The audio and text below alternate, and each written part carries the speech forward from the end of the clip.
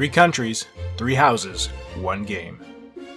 Fire Emblem 3 Houses marks the franchise's return to home consoles after Radiant Dawn on the Wii. A lot has changed since then. Nintendo had to be considering how to best approach the next Fire Emblem game for consoles and how to get it to have a big impact. For assistance, Intelligent Systems brought on Kuu Shibusawa's team at Koei Tecmo, famous for producing the Nobunaga's Ambition and Romance of the Three Kingdoms games. This isn't the first time Nintendo has collaborated with this team. They previously developed the underrated Pokemon Conquest on DS. Koei Tecmo has first-hand knowledge on the tumultuous Three Kingdoms era of China's history, likely a direct influence for 3 Houses, as well as experience developing for the Switch with the release of Fire Emblem Warriors 2 years ago. With Koei Tecmo taking the reins of 3 Houses for the most part, how would this game turn out? You play as Byleth, or the name of your choosing, and you live with your father as a mercenary. One night, the village you're staying in comes under attack from bandits.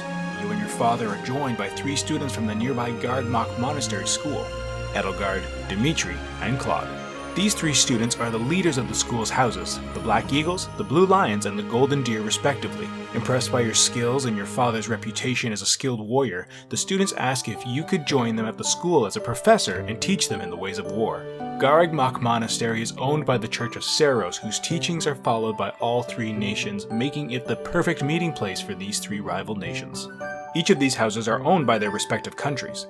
The Adrestian Empire has the Black Eagles, the Kingdom of Fargus has the Blue Lions, and the Leicester Alliance has the Golden Deer. The house leaders this year are all heirs apparent to their respective countries, making this one of the most important years in the school's history. After the prologue chapter where the 3 characters are introduced, you then choose which house to join for the rest of the game. While the general story is the same across the 3 houses for the first half of the game, they each have their own story in the second half. You get different perspectives on the events that happen depending on which house you choose in the first half, with some events seeming to happen in the background for one house while being at the forefront for another. For this review, Black Eagles were selected. In most Fire Emblem games, it takes a couple of chapters for the story to pick up, and that remains true in 3 Houses. Early on, it's mostly about getting yourself acclimated to the monastery and fighting bandits around the school. This is fine, since the game will overwhelm you with the monastery itself, which is huge. Be prepared to spend a lot of time trying to learn where everything is. Fortunately, the game holds your hand just enough through its mechanics and early story that it doesn't actually feel that slow. It won't be long before you're thrust into the story proper. Once you get down to the nitty-gritty, it doesn't stop, especially once you reach the pivotal second half of the game. At the halfway point, a critical choice was made by our reviewer, Nathan, that kept him thinking about his decision for a full day. While he rarely has a chance to agonize over his choices, he loves it, since it means he cares enough about what happens that he even loses sleep over it. On the Black Eagle route, the story ended well, but there was a big loose end that was only mentioned in passing during the epilogue. It could have played out with additional chapters, as this route is the shortest of all of them, only coming in at 18 chapters. Either they ran out of time to make additional chapters, or maybe DLC will fill out this route down the road. Now, it wouldn't be Fire Emblem if it didn't have a cast of characters for you to fall in love with, and this cast is one of the best. While some fall into some form of anime archetype, they either have a reason for it, or are hiding some kind of childhood trauma. One example is the shy and socially awkward Bernadetta. She is the way she is because her father's abuse as a child. She was told to be submissive since that's what a man would like for a wife. But Lysithea was a victim of inhumane experiments which were meant to bring out more powerful abilities. Raphael lost his parents to bandits and was forced to try and take care of his little sister alone. Dorothea had her traumatic experiences with men as a former performer. Even one-note characters without a lot of depth to them like the bright and earnest Annette or the impetuous Caspar are hard to hate even if they only have one thing going for them.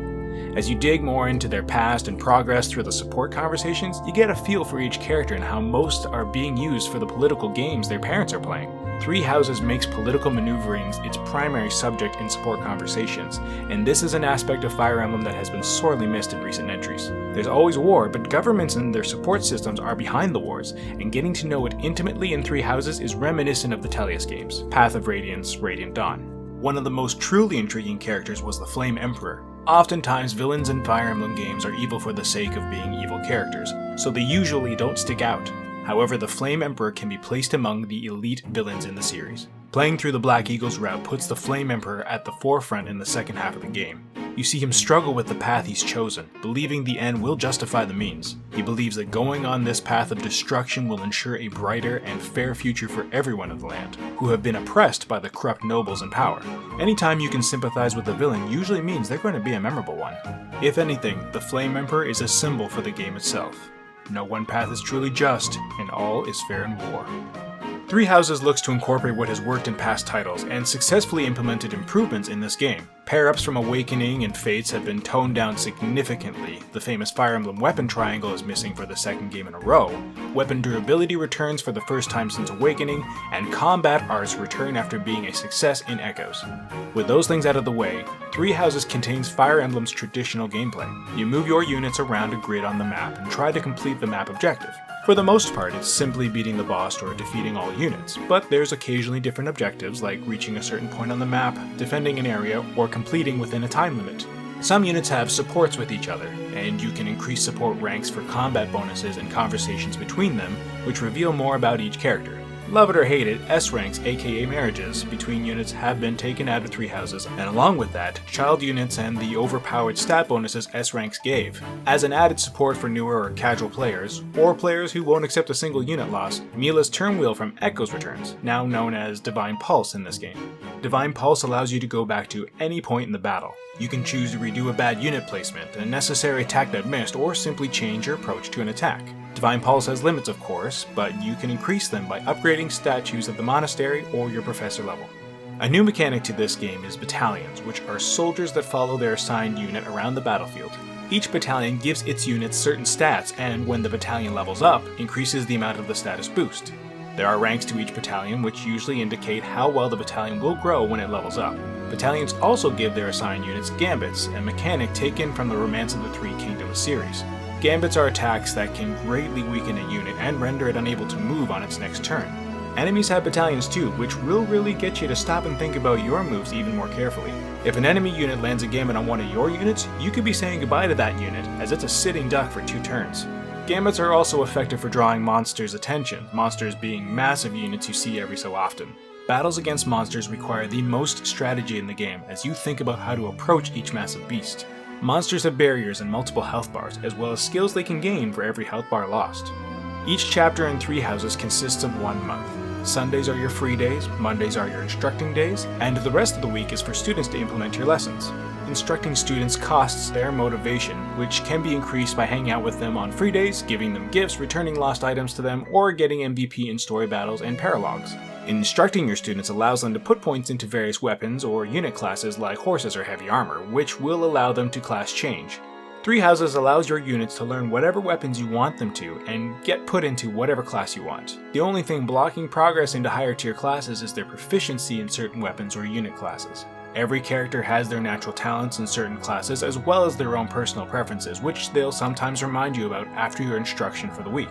It's charming to have a student come up and say, "I want to focus on this skill so that I can become this class later on. It suits me because X reason." There are other reasons to get your units to switch into a new role though.